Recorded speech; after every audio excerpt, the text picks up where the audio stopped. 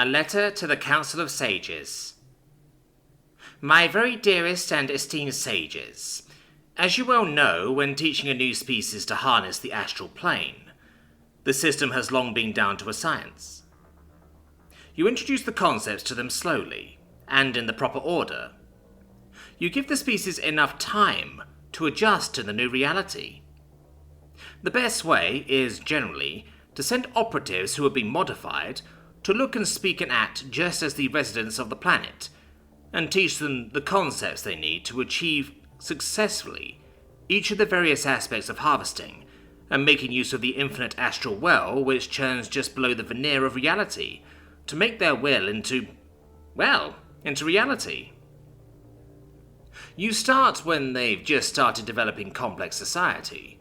More complex than the familial or basic tribal units, anyway.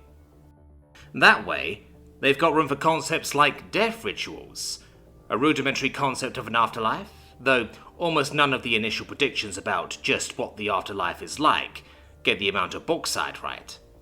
They're always on and on about gold and silver, but they never include bauxite. It's bauxite fields as far as the eye or other sensory organ can grok. You'd think that they'd have accidentally gotten it right for one or two of these species. So at first you send in mystics to let them talk to their ancestors in the afterlife. Generally this serves to get their attention and imagination working. It also helps them with retaining the knowledge they need to keep from backsliding to their old ways before magic has been introduced. Then you send in the elementalists, those able to change substances in reality into other elementary configurations.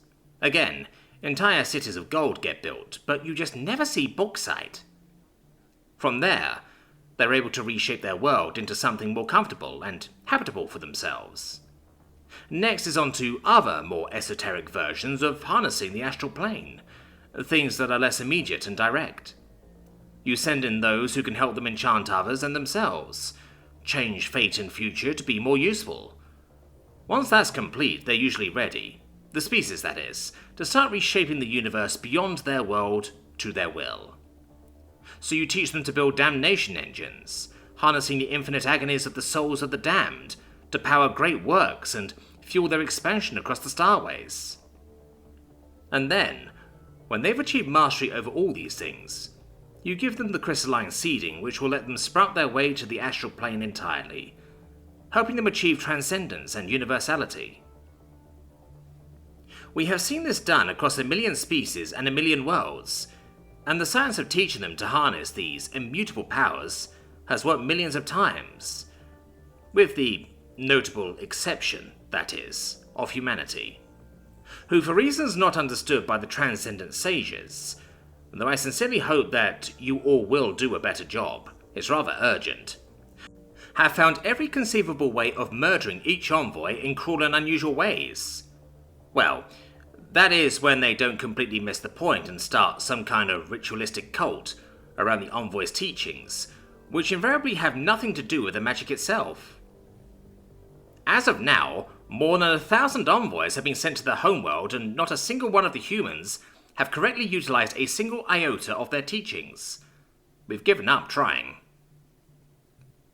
Interestingly, they've managed to create all sorts of ancillary equipment, which gives them just a hint of the power that would be theirs if they had learned the right way.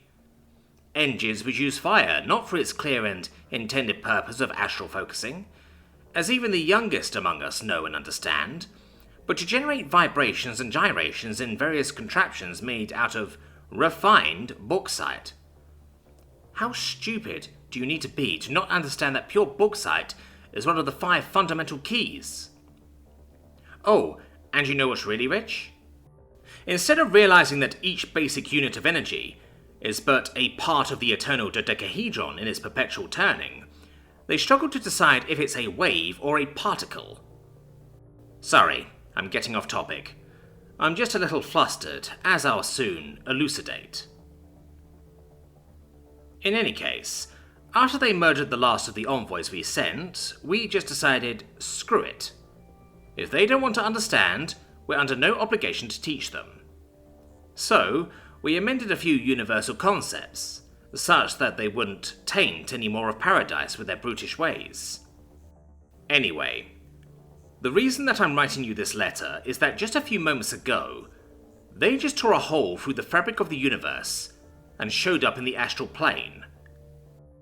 I haven't the slightest idea how they managed it, and I'm frankly too intimidated to inquire. There's a group of them that just got off their ship, gaudy metal thing, and came and interrupted my tea. They asked whether they could speak to my leader, and I heard them mumbling to each other about first contact. I thought about just banishing them to the 12th sphere, but I'm fairly certain that however they managed to do this insane and reckless thing, they're almost certainly going to try it again if I do. Plus, they just gave me some long-winded rigmarole about coming in peace, and I'd feel just a bit guilty to damn their souls to the forlorn tree. Therefore, I would be most appreciative if you sent someone down who can talk to these creatures, figure out just what it is that they want with us, after they've made it abundantly clear that they have no interest in dealing with witches or demons in the past. Look, maybe we can just tell them that they're in a simulation or something. I'll bet they'll buy that.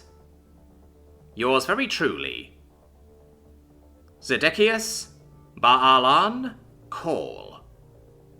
P.S. If they burn me at the stake, could someone let out my griffin?